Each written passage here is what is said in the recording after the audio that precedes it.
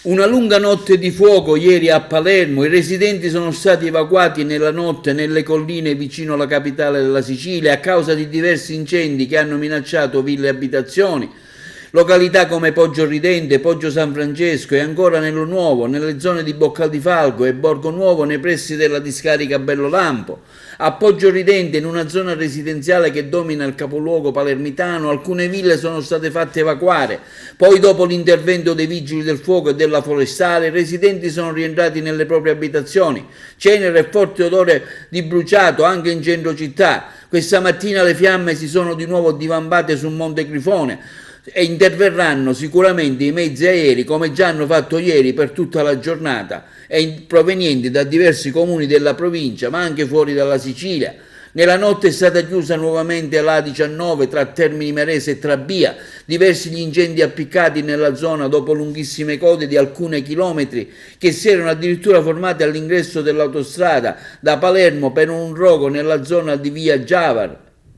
Incendi ovunque, insomma. Contrada Cortevecchia, Contrada Pistavecchia, Bornone, Rocco Nuovo, Ozman. Siamo tutti fuori per dare sostegno ai cittadini, con il fuoco a pochi passi da noi. Un vero incubo, con chiamate che si incorrevano e che ci segnalavano sempre nuovi principi di incendio in zone sempre diverse. Così scrive il sindaco di Termini Imerese Maria Terranova. Abbiamo anche attivato il centro operativo avanzato, un centro operativo che ho voluto costruire direttamente su luoghi interessati dagli incendi.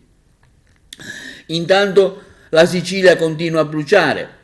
Oltre il rogo di Pantelleria si è registrato il record di focolai nella nostra isola. Dalle prime luci del giorno quasi l'intera flotta aerea dello Stato è stata impegnata proprio nella nostra regione per le operazioni di spegnimento, quindi non solo a Palermo nella giornata di ieri. Su un totale di 21 richieste di intervento nazionale ricevuti dal Centro Operativo Aereo Unificato (COAU), 17 sono pervenute proprio dalla sala operativa del Corpo Forestale della Regione Siciliana a Palermo, più di 14 gli equipaggi dei Canadair impegnati nell'isola, a cui vanno aggiunti 10 elicotteri della flotta regionale. Da una prima stima approssimativa sono andati in fumo circa 300 ettari di aree non boscate e 56 ettari di aree boschive, per un totale di 346 ettari. Insomma, in Sicilia circa 130 gli incendi registrati e 15 focolai solo a Palermo.